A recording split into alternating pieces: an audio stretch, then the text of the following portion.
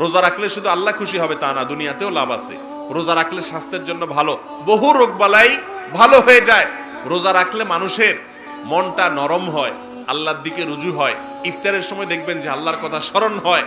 বারবার ক্ষুধা লাগলে খাবার আছে দোকানে, চাইলে কিনে খাইতে পারেন, কিন্তু আপনি খান না। কেন খান না?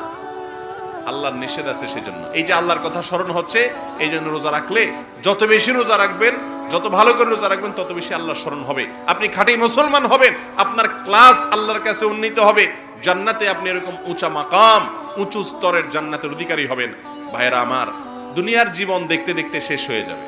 আমরা সবাই কবরের দিকে যাচ্ছি, দিন পার হচ্ছে, আমরা আস্তে আস্তে মৃত্যুর দিকে যাচ্ছি, ঠিক না বেঠিক?